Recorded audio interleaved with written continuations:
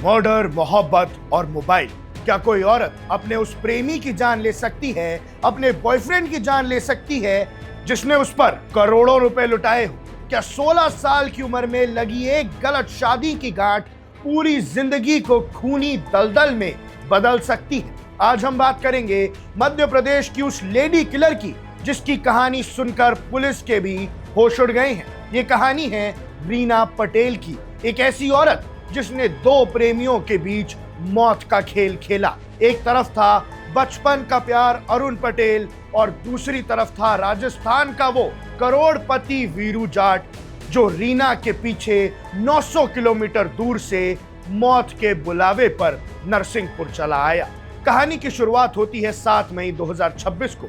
रायसेन जिले के नागिन मोड़ पर सिरवरा ब्रिज के नीचे एक सड़ी गली लाश मिलती है। हाथ पैर बंधे हुए, मुंह पर टेप और चेहरा इतना बिगड़ा हुआ कि पहचानना नामुमकिन।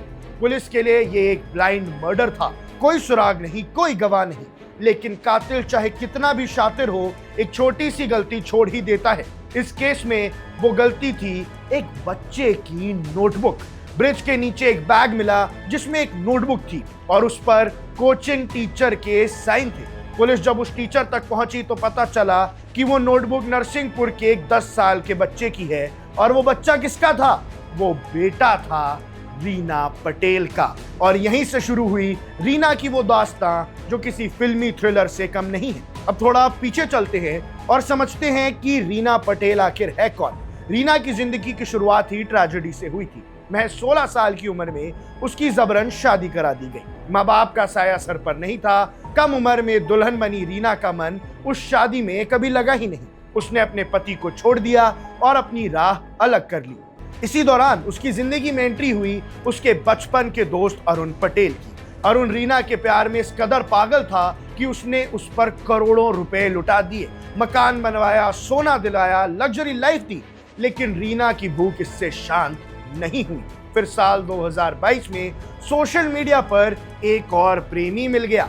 इंस्टाग्राम की रील्स और फेसबुक की फोटोज ने राजस्थान के भिलवाड़ा के रहने वाले वीरू जाट को दीवाना बना दिया। वीरू एक रसूखदार इंसान था जो सैंड का कारोबार यानी रेत का कारोबार करता था। वीरू और रीना की बातचीत शुरू हुई और देखते ही देखते ये दोस्ती जिस्मानी ताल्लुकात तक पहुंच गई। वीरू अक्सर नरसिंहपुर आने लगा और रीना ने उसे अपने घर बुलाना शुरू कर दिया। लेकिन दर्शकों, क्राइम की पथकथा लिखी गई 2024 में, जब बचपन के प्रेमी अरुण को वीरू के बारे में पता चल गया। अरुण को लगा कि जिस औरत पर उसने अपनी पूरी दौलत लुटा दी वो किसी और के साथ हमबिस्तर हो रही है। जलन की ये आग नफरत में बदल गई। अरुण और रीना ने मिलकर वीरू को रास्ते से हटाने का प्लान बनाया। दर्शकों, तारीख थी 29 अप्रैल 2026। रीना ने वीरू को प्यार से मिलने के बहाने अपने नरसिंहपुर वाले किराए के घर पे बुलाया। वीरू को क्या पता था कि वो अपनी मौत की तरफ इतनी दूर जा रहा है। जैसे ही वीरू घर में दाखिल हुआ, वहां पहले से घाट लगाए बैठे थे अरुण और उसके साथी हरनाम, और इन्होंने बेसबॉल के बैट से उस पर हमला कर दिया। सर पर इतने वार किए कि वीरू ने मौके पर ही दम तोड़ दिया। इसके बाद जो हुआ वो और भी खौफनाक था। इन्होंने घर का खून साफ किया, लाश को प्लास्टिक और बोरे में पैक किया और 200 किलोमीटर दूर ले जाकर खाई में फेंक दिया। उन्हें लगा वो बच जाएंगे, लेकिन कानून के हाथ उनकी गर्दन तक पहुंच ही गए। 10 मई को जब एसपी आशुतोष गुप्ता ने इस केस का खुलासा किया तो पूरा एमपी दहल गया। खड़कपाड़ा पुलिस स्टेशन के हाथ में 15 साल की अल्पवयीन फिरियादी लड़के हैं। वो उसके माँ के साथ में कई दिन से उल्लासनगर से रहने के लिए यहाँ आई है। उसके पिताजी और उसकी ग्रैंड मदर ये दोनों कई महीने और साल पहले गुजर गए हैं। घर में उनके कुछ बाधा रहेगी, भूत पिशाच रहेगा, ऐसा बहाना बना के ये जो आरोपी उनके माँ के पहचान का है। रहने वाला आरोपी अंबरनाथ और उल्लासनगर का है, जिसने बहाना बना के घर में दिनांक 2/5/2026 और 6/5/2026 को पूजा पाठ करते समय वो जो अल्पवयीन लड़की है वो लड़की का विनय भंग करके उसके साथ में दुष्कर्म किया है।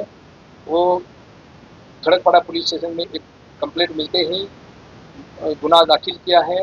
ये गुने में BNS एक्ट पोक्सो एक्ट और जादू टोना प्रतिबंधक एक्ट के अनुसार कलम लगाया गया है इसमें, और आरोपी को अरेस्ट किया है। आरोपी को कोर्ट के सामने रिमांड के लिए प्रोड्यूस किया था। उसको दिनांक 13/5/2026 तक पुलिस कस्टडी मिले हैं।